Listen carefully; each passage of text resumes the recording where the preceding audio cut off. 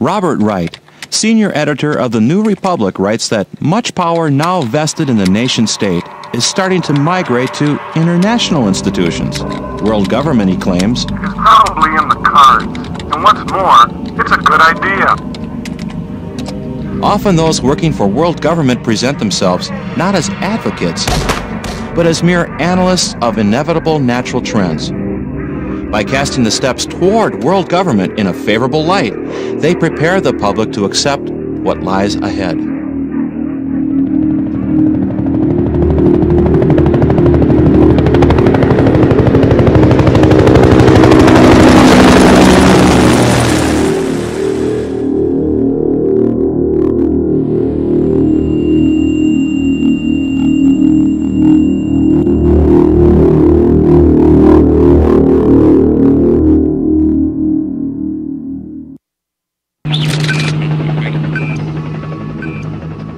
The World Federalist Association, or WFA, is one of the largest organizations that openly promote world government. Periodically, the WFA extends a Global Governance Award to a prominent individual pushing for the same goal. Former CBS anchorman Walter Cronkite was among the recipients of the WFA award. Thank you very much. Today we must develop federal structures on a global level to deal with world problems. We need a system of enforceable world law, a democratic federal world government. In a closed-circuit hookup, Hillary Clinton congratulated Cronkite. For decades you've told us the way it is. But tonight we honor you for fighting for the way it could be. In 1993, the WFA honored an editor for Time magazine for an essay he had written entitled The Birth of the Global Nation. Nationhood as we know it will be obsolete. All states will recognize a single global authority. After receiving the award, the editor, Strobe Talbot, was appointed Deputy Secretary of State in the Clinton administration. In February of 2000, the New York Times allowed the WFA a full-page ad to spread its globalist propaganda.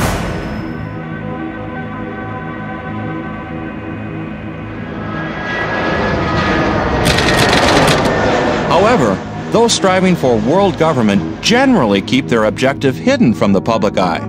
The late Senator Alan Cranston explains why to his fellow globalists in the April 1976 issue of Transition magazine. The more talk about world government, the less chance of achieving it, because it frightens people who would accept the concept of world law. Globalists often cloak their ultimate goal behind less threatening labels, terms as world order, collective security, interdependence, global community, economic integration, or convergence. However, all point down the same road. Yet candid admissions do occur. Occasionally, they even expose official policy. One of the most blatant is recorded in a confidential 1961 study. Commissioned by the U.S. State Department, a world effectively controlled by the United Nations directly states the key point. It is world government we are discussing here, inescapable. The author, MIT professor Lincoln P. Bloomfield, also explains that the UN would have to have an unchallengeable monopoly on military power. A world effectively controlled by the United Nations is one in which world government would come about through the establishment of supranational institutions characterized by mandatory universal membership.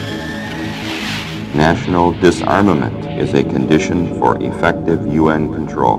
The Bloomfield study is grounded in official American policy. That policy is stated openly in Freedom from War, the United States program for general and complete disarmament in a peaceful world. It was presented to the UN General Assembly by President Kennedy. The document calls for the transfer of national armaments to UN control in 3 stages. Stage 2 proposes that the UN Peace Force shall be established and progressively strengthened. At the dawn of the 21st century, programs to complete this stage are firmly established and well underway. The Freedom from War blueprint concludes with Stage 3, where no state would have the military power to challenge the progressively strengthened UN Peace Force. This policy has guided every administration since. Even so-called conservative Republican administrations have been committed to building this new world order. We have before us the opportunity to forge for ourselves and for future generations a new world order, a world where the rule of law, not the law of the jungle, governs the conduct of nations. When we are successful, and we will be, we have a real chance at this new world order, an order in which a credible United Nations can use its peacekeeping role to fulfill the promise and vision of the UN's founders. Yet the potential dangers from this massive power transfer are not being discussed in the public arena. Behind the conduct of top American officials and their media allies exist motivations that stepping back in time can help clarify.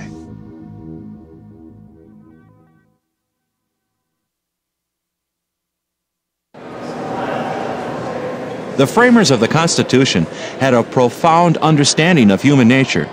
They knew that even the best of men could not be trusted with power, so they designed a government with checks and balances to make it difficult for officials to accumulate and abuse power.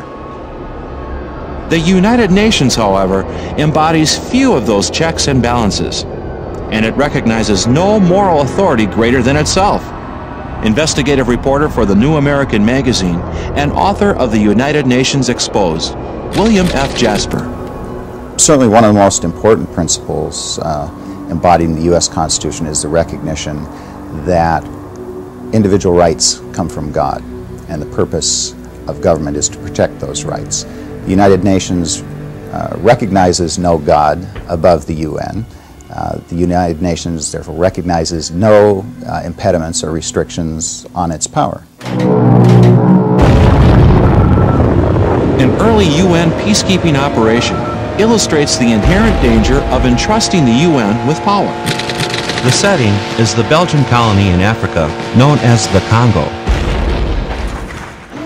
In the early 60s, European nations fell under intense international pressure to give up their colonies in Africa and prepare them for independence and self-rule. To hasten this process, the UN formed a committee on decolonization. At the same time, the Soviets were working to gain control of these colonies for themselves. They sponsored so-called liberation movements and conspired to bring their frontmen to power through international pressure, bribery, and even terrorism. In 1960, Belgium yielded to the international pressure and granted independence to the Congo. The Soviets were ready to fill the vacuum.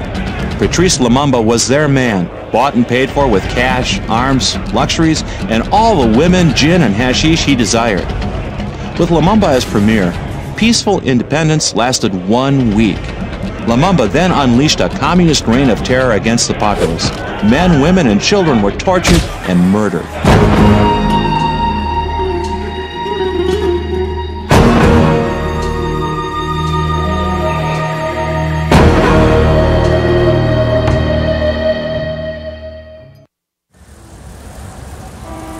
Amidst the terror in the Congo, the province of Katanga remained, by comparison, an island of peace, order, and stability. Under the able leadership of Moise Tshombe, Katanga declared its independence from the Central Congolese regime. "I am seceding from chaos," declared President Tshombe, a devout Christian and an ardent anti-communist. For a brief moment, the courageous people in this infant nation stood as the singular testament to the capability of the newly independent Africans. As a free people, they were capable of governing themselves with a sense of peace, order, and justice. Tshombe's misfortune, however, was to be pro-Western and pro-free enterprise.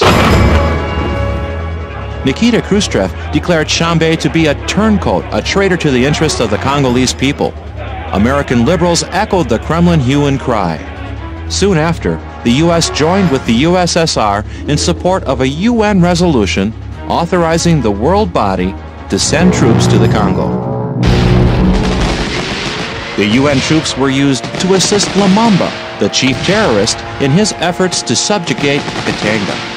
UN troops advancing from all sides systematically wipe out all resistance pockets, and in the process machine guns and bazookas killing many innocent civilians running for their lives to find cover from UN fire.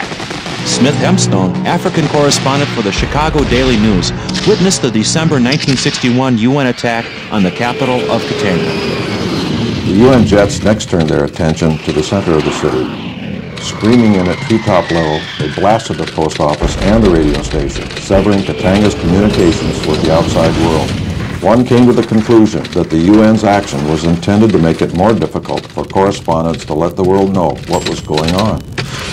46 doctors of Elizabethville, Belgian, Swiss, Hungarian, Brazilian, and Spanish, fired off telegrams to the UN pleading for a ceasefire. Later, they unanimously issued a joint report indicting the UN for atrocities against innocent civilians. Shambe takes reporters on an eyewitness tour of an Elizabethville hospital, which, although clearly identified by Red Cross markings and flags, had been bombed and shelled by the UN. After waging 3 major offensive campaigns against the infant state, UN forces overwhelmed Katanga and forced it back under communist rule. The UN and its internationalist proponents continue to refer to the Katanga operation as a resounding success. Peacekeeping has proved to be a very useful device, not just in the Middle East, but in Cyprus, the Congo, the subcontinent, and a score of other places.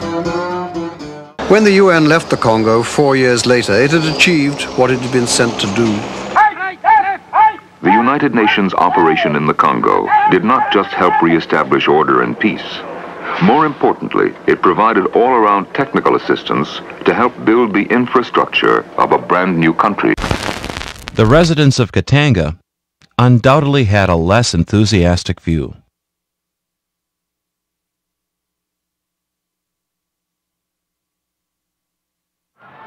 The UN has portrayed its role in Africa as helping to liberate black Africans from their white colonial oppressors, a message that plays well to the sympathies of most Americans. Yet the fact remains, the UN served as a vital Soviet ally in ensuring that the end of European colonialism in Africa would be replaced with Soviet-style colonialism. The result was that most of the people of Africa were denied true independence. The decolonization campaign also impacted the United Nations itself. As new pro-Soviet nations were invited to join, the UN General Assembly became more anti-American. The composition of the UN Security Council was also affected by the shift to a less free world.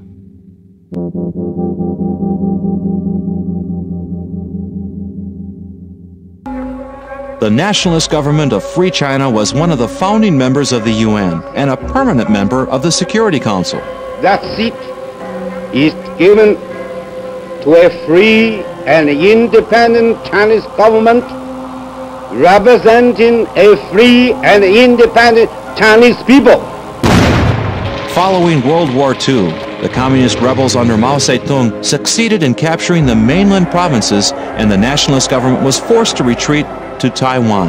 For many years thereafter, the communists agitated to have Red China replace Free China in the UN.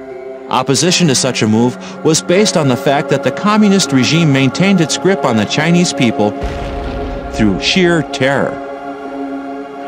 In fact, the 1975 edition of the Guinness Book of World Records reports that the greatest massacre in human history ever attributed to any nation is that of 26,300,000 Chinese during the regime of Mao Zedong between 1949 and May 1965. Admission of Communist China into the UN would have made a mockery out of the UN Charter and the UN's image as an organization dedicated to promoting human rights. Still, in 1971, the UN General Assembly voted to admit Mao Zedong's Red China into the UN and ousted nationalist Free China. Great jubilation ensued among the delegates. UN Secretary General U Thant, an admirer of Vladimir Lenin, heralded the move as a major positive accomplishment. And will eventually lead to the strengthening and betterment of this organization. In 1989, the world caught a glimpse of the brand of justice that the Red regime dispenses as communist troops massacred peaceful pro-freedom demonstrators in Tiananmen Square. On Beijing's Avenue of Eternal Peace, many were crushed under armored vehicles.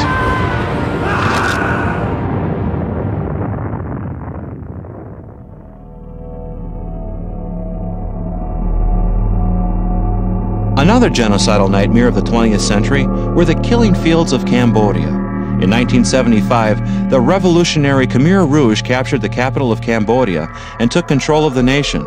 In less than 4 years, this group of Cambodian communists were responsible for the death of as much as 1/3 of Cambodia's population. UN spokesmen frankly admit that the UN did nothing to stop the genocide. However, the Khmer Rouge were supported by the major communist states, states which often engineer terrorism and support the violent overthrow of established governments, and which from the beginning have been members in good standing at the UN. After the early massacres in Cambodia, Ieng Sary, foreign minister for the Khmer Rouge, flew to a special session of the United Nations General Assembly. After his arrival, he boasted, "We have cleansed the cities." When he appeared at the United Nations, delegates enthusiastically applauded.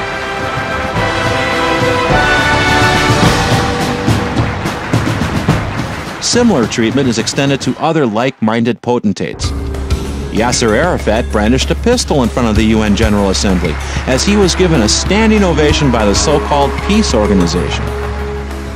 To anyone who has observantly followed the United Nations over the past 50 years, it comes as no surprise that every communist, terrorist, thug, bureaucrat who comes to the United Nations is welcomed there.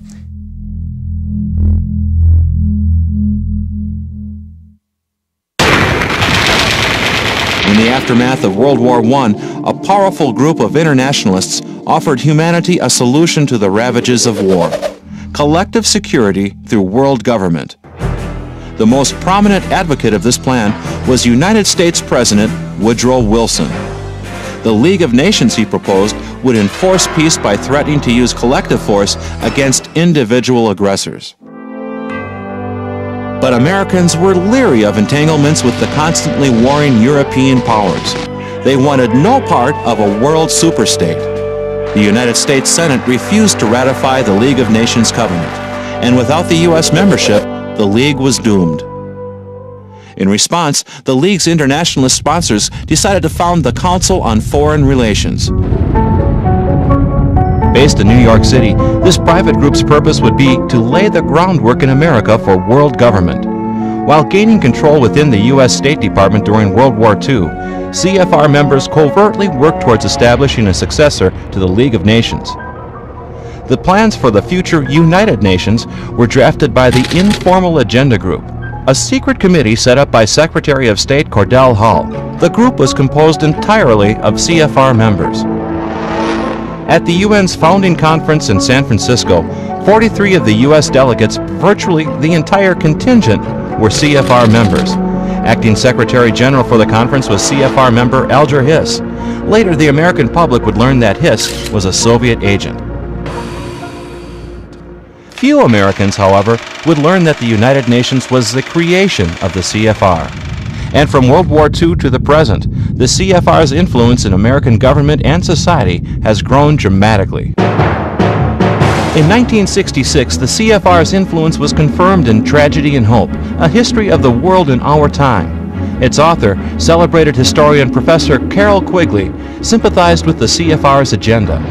Concerning the secret network that manages the CFR, Quigley wrote, "I know of the operations of this network because I've studied it for 20 years and was permitted for 2 years to examine its papers and secret records." Quigley also described their ultimate goal: to create a world system of financial control in private hands, able to dominate the political system of each country and the economy of the world as a whole. Admiral Chester Ward, former Judge Advocate General of the U.S. Navy, was for many years a CFR member. Subsequently, he became one of its chief critics. According to Ward, the CFR's goal is the submergence of U.S. sovereignty and national independence into an all-powerful one world government.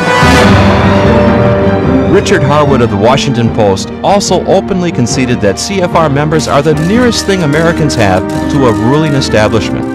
Harwood's 1993 column pointed to the White House. The President is a member, so is his Secretary of State, the Deputy Secretary of State, all 5 of the Undersecretaries. Harwood went on through a litany of CFR members in the Clinton administration. In fact, the CFR has dominated every presidential administration since World War II. The list of CFR members serving in the Bush administration is extensive.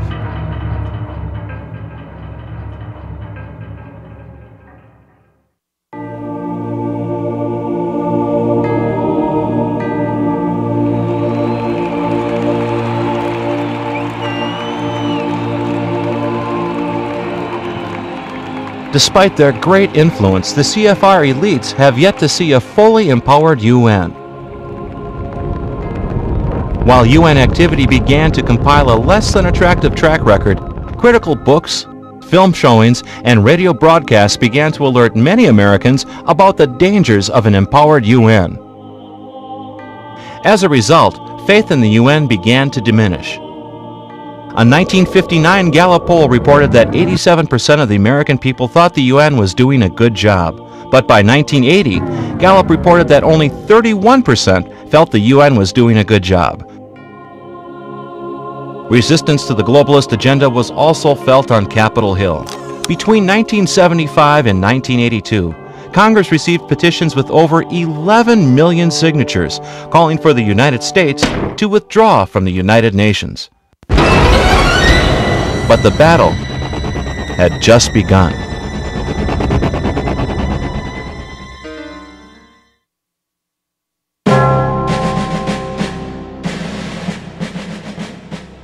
The top planners behind the globalist drive did not underestimate the resistance they would face. They were committed to build their new world order in whatever way they could, in whatever time it might take. That was the subject of The Hard Road to World Order, a frank article published by the Council on Foreign Relations. In the April 1974 issue of the CFR's Journal, veteran State Department official Richard Gardner expressed his disappointment that like-minded internationalists had failed to achieve what he termed instant world government. More importantly, he described an alternate route to the creation of an all-powerful superstate. The House of World Order will have to be built from the bottom up rather than from the top down. It will look like a great booming, buzzing confusion, but an end run around national sovereignty, eroding it piece by piece, will accomplish much more than the old-fashioned frontal assault. Following this approach, the House of World Order architects have adopted a variety of strategies, large and small, to achieve their goal. Yet the strength of each of their strategies rests on one key element: deception. For as British statesman Edmund Burke once said, "The people never give up their liberties, but under some delusion."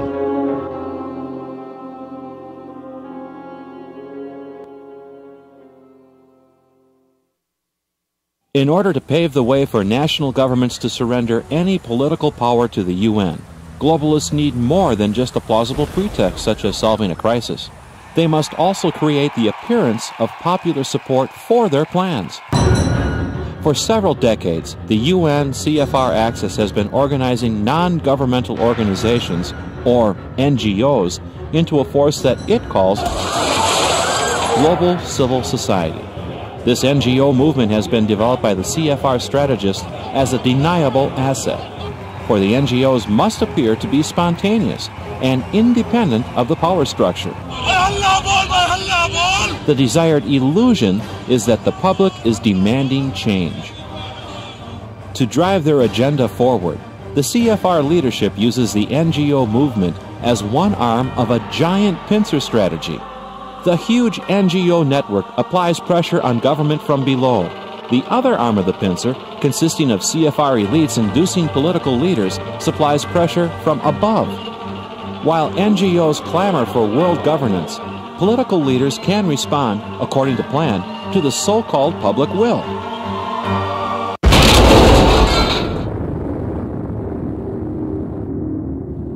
And the transfer of more power to the UN is achieved when the pincer strategy is employed with a variety of pretexts.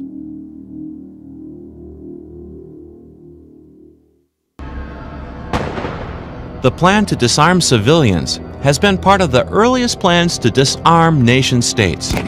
The motive is simple. If no nation is allowed the military power to challenge UN authority, then no private citizen or group should be able to resist that authority either. In the 1990s, the UN itself began to take a much more visible lead in this movement. In the UN presentation, Armed to the Teeth, the campaign for civilian disarmament is packaged as a response to a new threat. Suddenly, a global plague of small arms threatens world peace. The small arms crisis is so acute that the United Nations now considers it one of the gravest challenges facing the world. The UN demonizes the widespread availability of guns as the cause of tragedy and death and makes an extreme claim. It's not lawbreakers and terrorist movements that are the problem. It's the gun itself. The small arms are like uninvited guests who won't leave. Once they take over a country, they are virtually impossible to get rid of. For small arms are not fussy about the company they keep. They can murder indiscriminately. Men and women, young and old, rich and poor. This UN propaganda aims to persuade viewers that they will be better off, safer, if they allow government to take away their means to defend themselves. Of course, not mentioned in the video is the role of the UN and its revolutionary friends in fomenting much of the aggression described. The UN even goes so far as to cite the Rwandan genocide carried out with machetes as a reason to confiscate civilian guns. 800,000 men, women, and children were murdered. A United Nations Special Rapporteur saw the disaster approaching. He warned the international community that if the arms were not collected immediately, the result would be catastrophic. In many of these instances, this horrendous slaughter could have been prevented if the civilian population had not been disarmed. Generating pressure from below, the NGO network also plays a critical role in the push for civilian disarmament. The Armed to the Teeth video contains a classic example of the pincer strategy at work. IANSA is a network of over 200 grassroots organizations from around the world, which coordinates the fight against the proliferation of small arms and also puts pressure on governments to act. IANSA was not created as the result of a spontaneous outpouring from global civil society, as the United Nations would insist. It is entirely a creation of the United Nations in collaboration with tax-exempt foundations and certain socialist governments in Europe.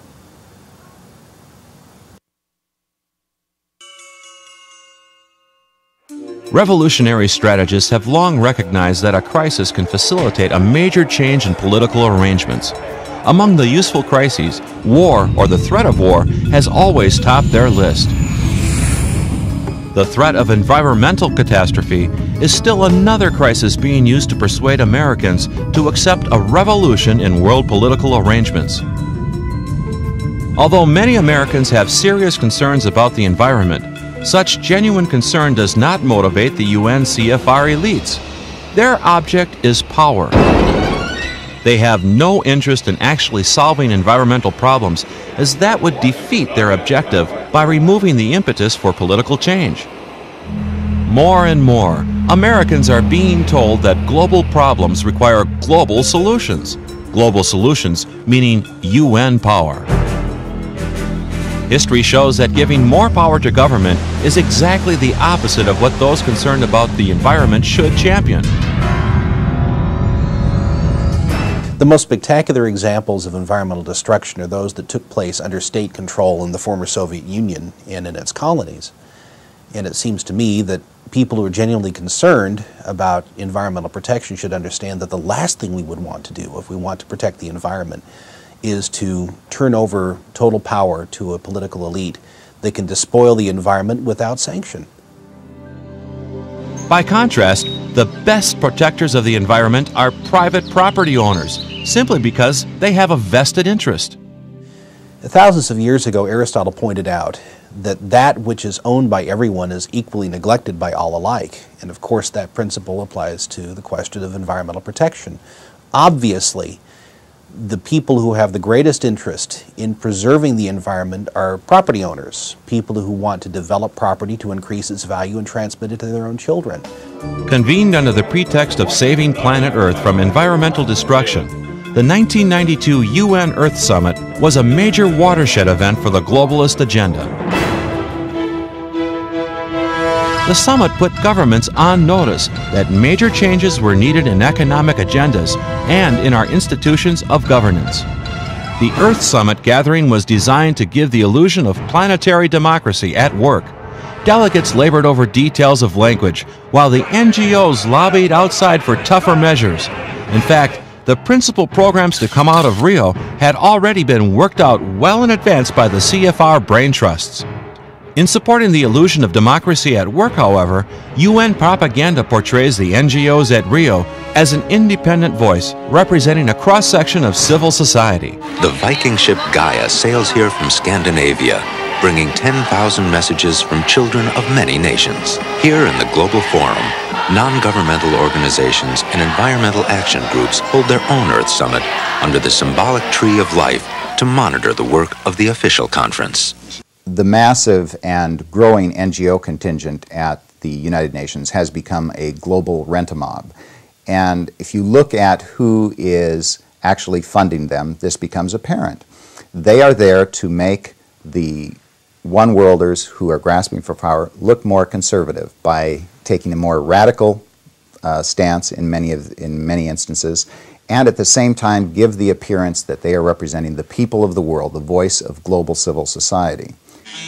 Another group found at many UN conferences are the so-called representatives of indigenous peoples. The UN gives the impression that these activists represent the genuine independent voice of their people.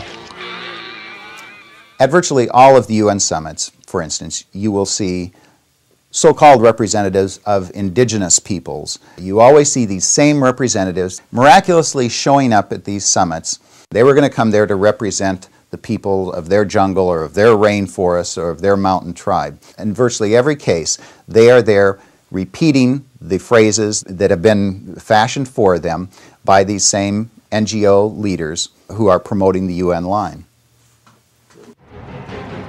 One of the major CFR-inspired programs to come out of Rio was Agenda 21, a massive environmentalist manifesto.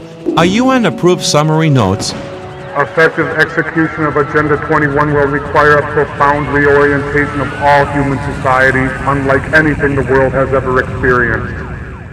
A major shift in the priorities of both governments and individuals. There are specific actions which are intended to be undertaken by every person on Earth.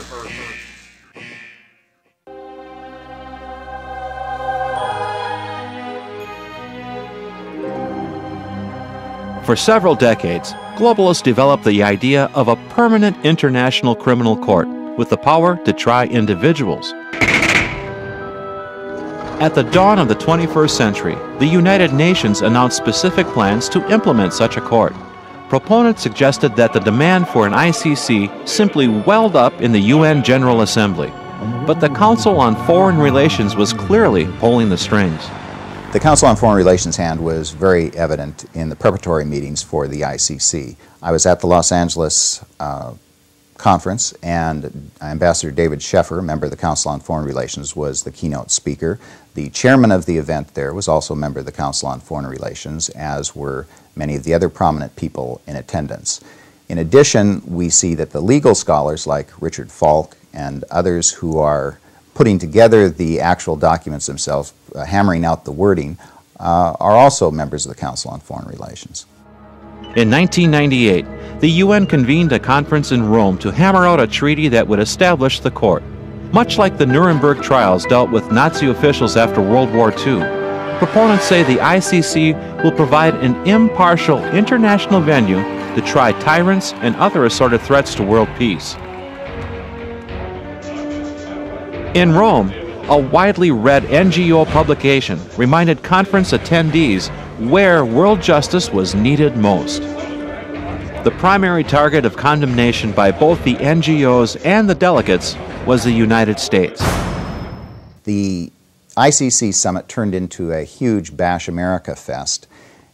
Each day, the official delegates who came to the rostrum, as well as the NGO representatives, denounced the United States, decried us for our supposed violations of human rights, of economic rights, of social injustice. Many of them explicitly stated that they wanted to use the ICC eventually to try U.S. citizens and U.S. officials for these perceived crimes.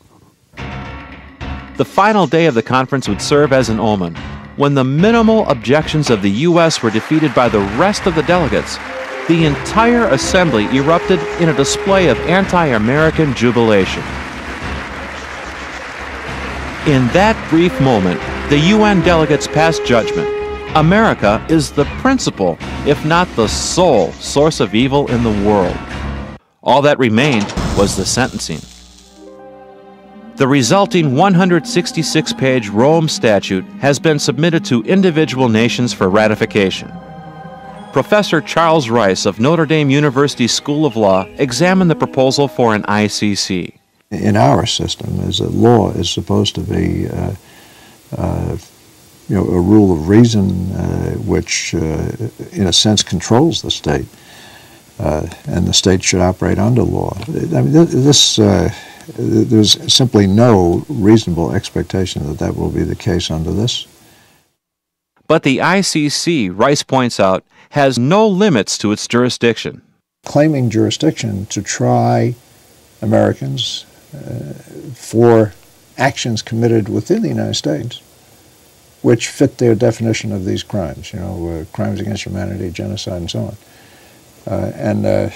That is simply a repeal of the Declaration of Independence. I mean, this is outrageous.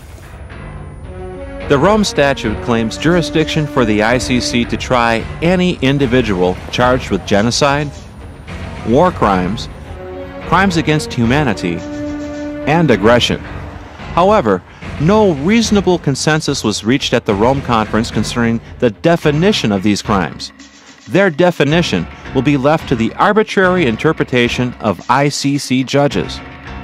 There are other ICC problems as well.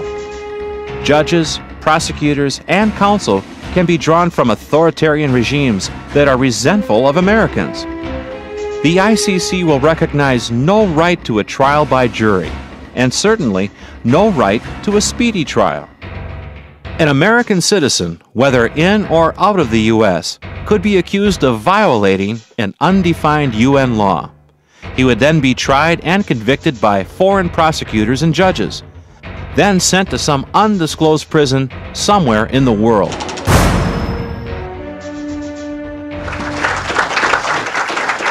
Most important, we should sign and ratify the Treaty for a Permanent International Criminal Court. The majority of ICC supporters in government cannot risk showing their hand so openly. Initially, the Clinton administration objected to some of the provisions of the ICC statute and refused to sign. Political leaders expressed similar reservations. While some of this resistance was genuine, much of it followed a familiar pattern. Many politicians will often conceal their support for radical proposals by putting on an initial show of opposition. Eventually, these false opponents reverse themselves at a strategic moment, claiming a compromise has been achieved, and the public is led to believe that its interests have been protected. Eventually, the Rome Treaty was signed by Clinton, shortly before he left office. Ratification by the U.S. Senate is all that is needed for Americans to become victims of an ICC.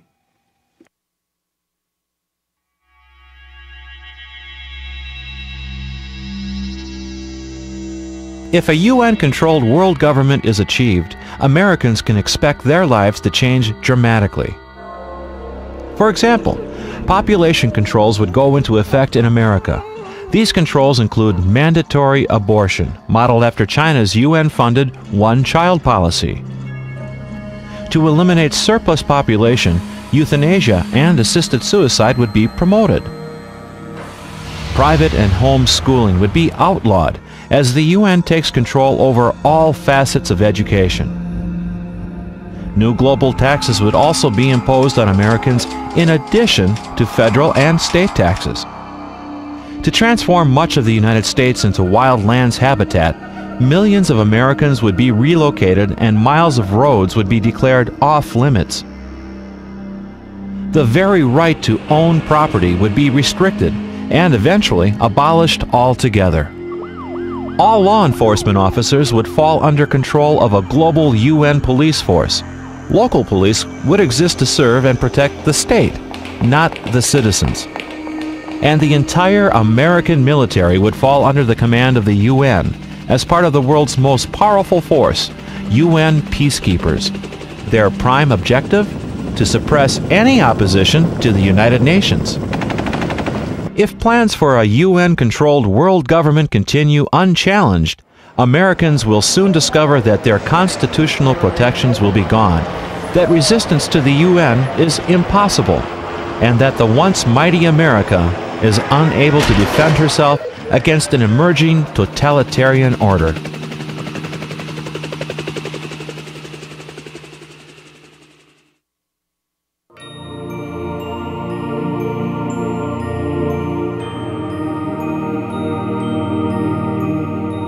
Opportunities to reverse America's course are abundant.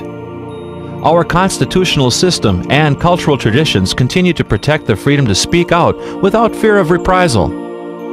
And a giant advantage for the defenders of freedom is simply the desire to be free. At the same time, the internationalists fear an aroused and organized American public. They work to misinform and confuse so that the public won't know where to turn for real leadership. Leadership for effective opposition to the globalist agenda.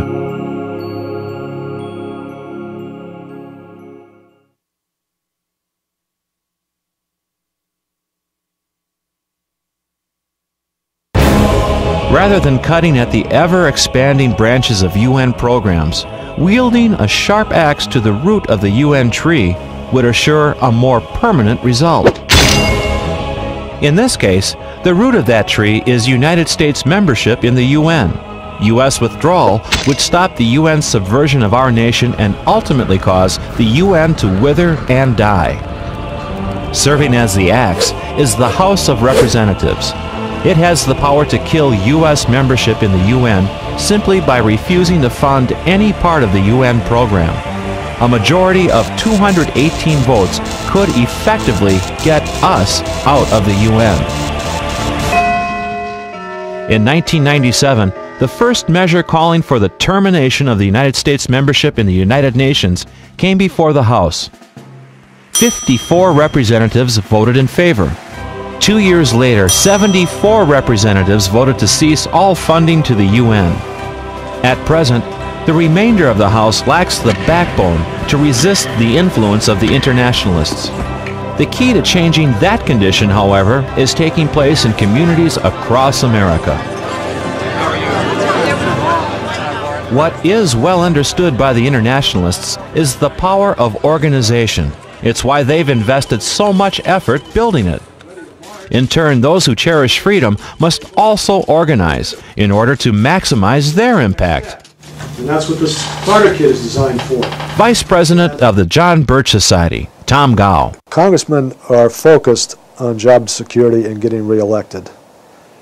And the Founding Fathers intended it that way when they set up the House of Representatives, to be responsive to the American people and their local communities. And the internationalists know that, and that's why they've invested so much time in trying to gain influence in the organs of mass communication so they can influence that public opinion. And it's very difficult for the congressmen to fight that influence, fight the heat and the emotion that's generated in the nightly news and whatnot, unless they have some means or see a voice for sanity that's reaching their constituents. And that's one of the roles of the John Birch Society, or a primary function of the John Birch Society, is to provide that voice. Informed constituent pressure is essential in order for Congress to sever UN ties.